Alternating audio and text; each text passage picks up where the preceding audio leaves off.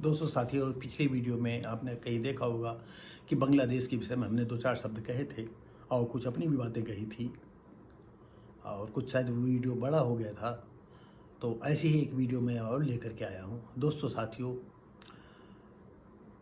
हमारे उन्नाव में इस समय नारियल जगह जगह जो है ठेलियों पर लगाए बेच रहे हैं लोग, और उनसे अभी हम बात करते हैं। ये बात मैंने चला दी इसलिए कि शायद हमें कुछ देर बाद याद रहेगा, तो हम ये बात शामिल करेंगे। तो ऐसे ही दोस्तों साथियों, कानपुर में जो है एक औरत पकड़ी गई है बांग्लादेश की। तो आइए हम उस घटना की ओर चलते हैं। कानपुर से बांग्लादेशी महिला 2 साथियों समेत गिरफ्तार हो गई। यानी आप ये समझ लीजिए कि हमारे उन्नाव में कितने बांग्लादेशी हैं, इसका अंदाज़ा हम नहीं लगा सकते और कोई नहीं लगा सकता है। बिना वीज़ा पासपोर्ट के 6 महीने से रह रही थी, रिपोर्ट भी दर्ज हो गई है। डीजीपी पश्चिम विजय ढुल ने बताया कि इन दिनों ऑपरेशन प्रभात पहरी में संदिग्ध व्यक्तियों और वाहनों की चेकिंग की जा रही है। इसी दौरान जानकारी मिली कि एक बांग्लादेशी महिला राधापुरम कश्यप नगर में 2 महिलाओं व उसके 2 दोस्तों के साथ रह रही है। ये भी जानकारी मिली कि रविवार को बांग्लादेशी महिला ठिकाना बदलने के लिए या दूसरा स्थान चयन करने के उद्देश्य से 12 सिरोही नहर पुल के आगे कहीं जाने के लिए सवारी के इंतजार में खड़ी है। तो आप तो जानते हैं इस समय जो है ऑटो चल रहे हैं, जगह जगह ई रिक्शा चल रहे हैं। तो 2-2 मिनट में, 1-1 मिनट में ई रिक्शा आपको उपलब्ध हो जाएंगे। पुलिस ने पूछताछ की तो एक ने अपना नाम रीना बताया। रीना ने बताया कि वो मूल रूप से कोलकाता के 24 परगना नाइटी की रहने वाली है और वर्तमान में कल्याणपुर के कश्यप नगर राधापुर में किराए के मकान में रहती है। वहीं दूसरी महिला ने अपना नाम ज्योति निषाद बताया। ज्योति ने बताया कि वो नई दिल्ली के भोगल निजामुद्दीन के रहने वाली है। तीसरी महिला ने अपना नाम नजमा उर्फ पूजा, पिता का नाम महफूज अली बताया। वो शुबिला फतेहाबाद थाना देवीपार कुमिला बांग्लादेश की रहने वाली है।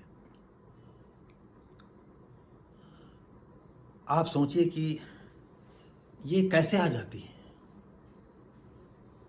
कैसे हिंदुस्तान में रह रही।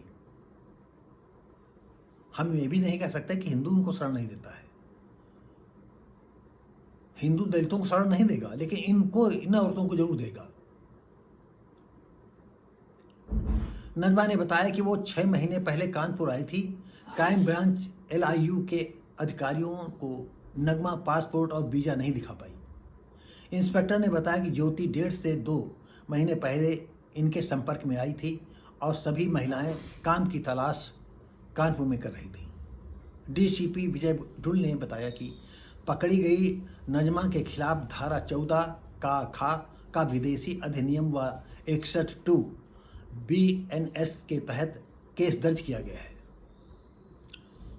सभी आरोपियों को जेल भेजा जाएगा।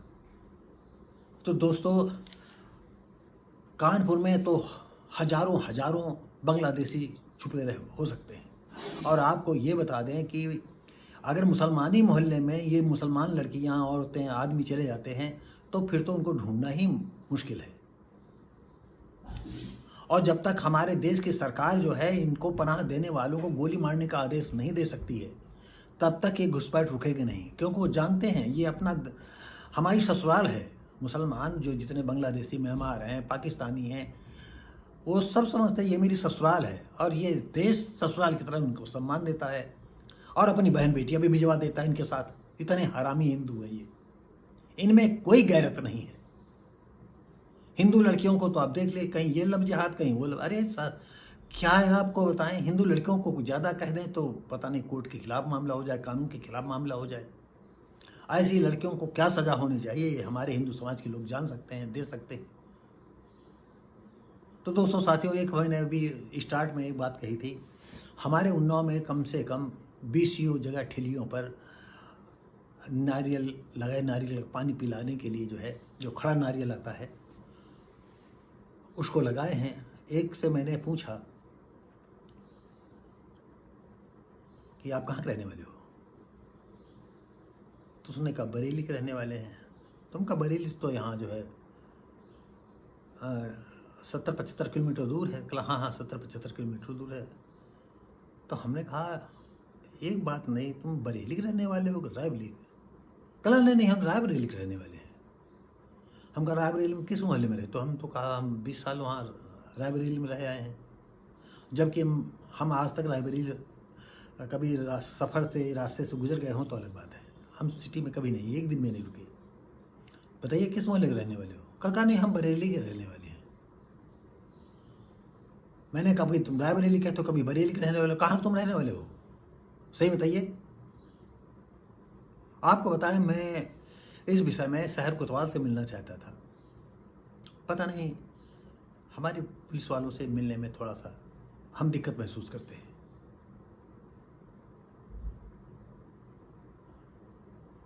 कि हम उनसे कहना चाहते थे कि हम लोगों को इनका इंटरव्यू ले करके जो है और हम आपको फ़ोन करेंगे अगर कोई है, क्योंकि ये लोग तो, हमारी इतनी उम्र है कि ज़्यादा मैं लड़ भी नहीं सकता हूँ उनसे। तो ऐसी सिचुएशन में हम आपको क्या बताएं। और जगह जगह ये जो है यहाँ पनाह लेने के लिए पड़े हुए हैं। और कोई और गुप्तचर विभाग, जितनी देश की गुप्तचर एजेंसियाँ, इनको अच्छा खासा पैसा मिलता है, आराम से इसे घर से निकल गए तो वहाँ लेटे हुए हैं, कहीं वहाँ लेटे हैं, कहीं वहाँ लेटे हैं। और अगर जनमानस में कोई बात फैल रही, क्या बात हो भाई, हाँ हाँ ये बात, अच्छा अच्छा अच्छा अच्छा कहाँ है, और पहुँच गए वहाँ।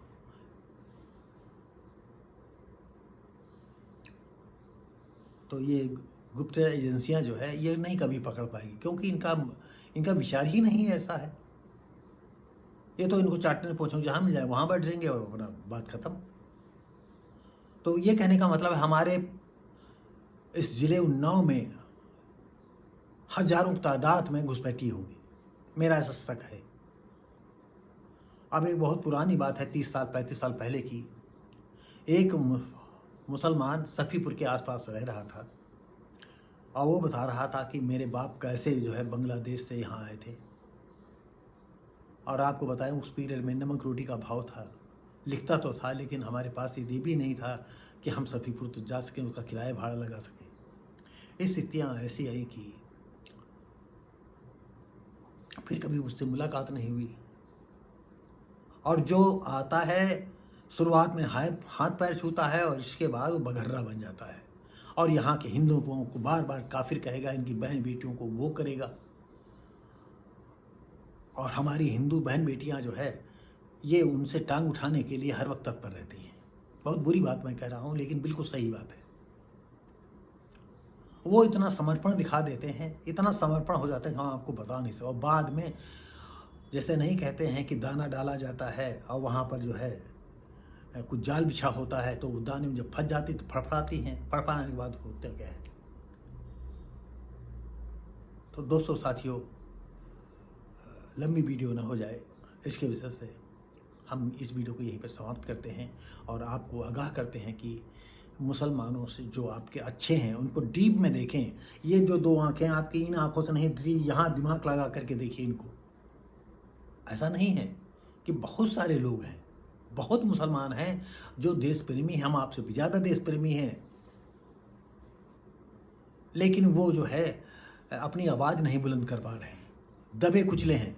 जैसे साहिल की बात आती है, उनका चैनल भी चलता है तो वो समझ लो कि एक तस्वीर लगाए रहते हैं कार्टून वाली, आवाज़ आती रहती है कि ज़्यादा लोग न जाने, कभी कभी उनकी तस्वीर आ जाती है। तो दोस्तों साथियों, ये जो वीडियो बनाया है ये आपको सजग करने के लिए। देश हमारा है, आपका है, और जो इस देश को चाहते हैं अपने प्राणों से ज़्यादा, जो धर्म से ज़्यादा इस धर्म को चाहेगा, इस देश को चाहेगा, वो देश प्रेमी, चाहे हिंदू हो, चाहे ब्राह्मण हो, चाहे ठाकुर हो, चाहे क्षत्रिय हो, चाहे वैश्य हो, शूद्र हो, कोई हो। अगर धर्म को सबसे ज़्यादा वो मानता है तो वो देशद्रोही है, चाहे कोई किसी धर्म का हो। दोस्तों, जैसे कि हमने आपको बताया कि मैं नास्तिक हूँ, लेकिन फिर भी मेरी इच्छा है कि भारत में अमन चैन हो। हम तो ये तो नहीं चाहते कि हमारा अमन चैन छिन जाए। और आपको बता दें हम कितने लंबे अरसे से, हमको कम से कम 60 साल हो गया है नास्तिक हुए। हम अमन चैन से हैं, हमें कोई दिक्कत नहीं। आप लोग बगैर जो है मुसरा हुए, आपको भगवान आप पर दया नहीं करेगा, अब क्या बताएं। तो दोस्तों अगर और आपको बता दें, अगर आपको कहीं मेरी बातों को गलत लगता है तो आप हमें फ़ोन कर सकते हो, कमेंट कर सकते हो। दोस्तों साथियों,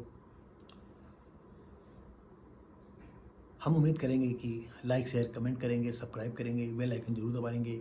और अधिक अच्छा लगता हो तो अपने साथियों को भेजें, उनसे भी हमारी तरफ से निवेदन करें कि लाइक शेयर कमेंट करें, सब्सक्राइब करें, बेल आइकन जरूर दबा दें। हम मिलेंगे आपको अगली वीडियो में, तब तक के लिए नमस्कार, जय हिंद।